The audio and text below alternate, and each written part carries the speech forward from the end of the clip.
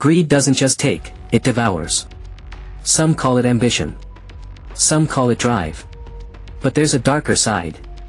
A hunger that can turn a successful life into a nightmare. This is the story of David Reynolds, a man who had it all: wealth, influence, a name that commanded respect. And yet, he wanted more. More power. More control. More money. And in that craving, he made a gamble no one should ever take. One gamble that would not only destroy his life, but threaten everything and everyone around him. Stay with me. Because by the end of this story, you'll see how ambition twisted into obsession, and how one man's choices became a cautionary tale we can all learn from. David's story begins in Chicago, a city of towering skyscrapers, bustling streets, and relentless opportunity. He started small, selling electronics from a rented corner store in a working-class neighborhood. Every morning, he'd wake before sunrise, walking the empty streets to stock his shelves, hustling, dreaming, pushing. By the time he was 35, David had built a multi-million-dollar real estate and tech consulting empire. He had the house in the suburbs, the luxury cars, the country club membership. To the world, he was living proof that the American dream still existed. But inside, he was restless. Every deal he closed felt temporary. Every success felt like a stepping stone to something bigger. Competitors weren't just competitors, they were obstacles to be removed. Opportunities weren't just opportunities, they were ladders to climb, or traps to avoid. And when legal paths began to slow him down, David started looking at the shadows. Secret deals, offshore accounts, partnerships with people who didn't play by the rules, these became his new playground. He rationalized it all. Everyone's doing it, he'd tell himself. Smart people take risks. The rest get left behind. But ambition that blinds isn't ambition, it's obsession. And soon, David's obsession had consequences that reached far beyond the boardroom. David's empire grew faster than anyone expected. Developments in downtown Chicago, boutique hotels near Lake Michigan, tech startups in Silicon Valley, all bore his name. But every empire has cracks, often invisible until it's too late. Employees whispered about strange practices. Contractors complained about payments that never arrived. Rivals noticed patterns of sabotage, permits denied, investors pulling out, partnerships quietly collapsing. And yet, David's public persona was untouchable. A philanthropist. A community leader. The man who spoke at conferences, who gave speeches about hard work and vision. Behind closed doors, though, he was ruthless. He lied. He bribed. He threatened. He manipulated. And then came the deal that would change everything. A wealthy New York investor approached David. The proposal was simple, a multi-million-dollar redevelopment of a historic district. If successful, it would cement David's empire as one of the most influential in the Midwest. The land was tricky. Zoning laws, local council regulations, and historic preservation statutes meant that legally, the deal was nearly impossible.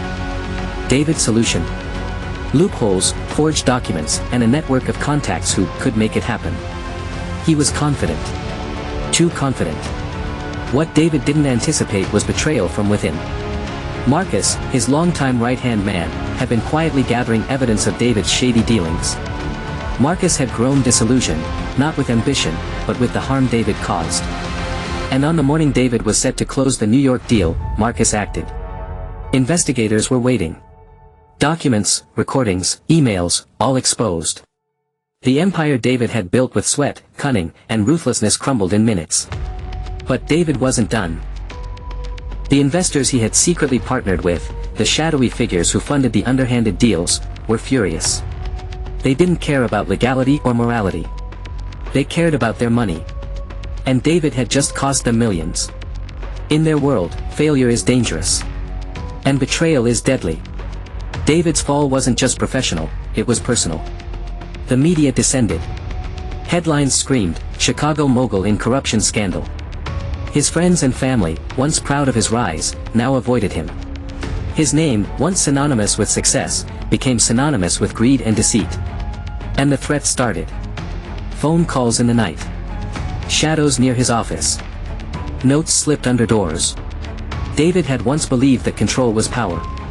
Now he realized that power without loyalty, without trust, without ethics, is fragile. He had gambled everything. And in that final bet, he lost. So, what can we learn from David Reynolds? Ambition is not the enemy. Drive is not the enemy. But greed. Unchecked, untempered, relentless, turns even the brightest dreams into disaster. David had opportunities many would envy. Yet he chose to chase more, at any cost. And in doing so, he destroyed the very foundation that made his life meaningful: relationships, respect, integrity. The lesson is universal. In a society that celebrates winners, it's easy to forget the cost of winning at all costs. Greed can blind us. Greed can isolate us. And greed can, ultimately, destroy us. We should ask ourselves, what are we chasing? At what cost? And when do we know when enough is enough? David Reynolds' story is not just the fall of a businessman. It is a reflection of choices we all face. Do we let ambition guide us, or do we let greed control us? Do we measure success by what we take, or by what we build responsibly? If this story made you pause, made you think, made you reflect, share your thoughts below. Like the video if it left an impact. Subscribe to explore more stories that reveal the hidden truths of human ambition, the fragility of trust, and the consequences of unchecked greed. Because by sharing these stories, we create a community that values reflection, integrity, and the hard lessons life teaches, sometimes the hard way.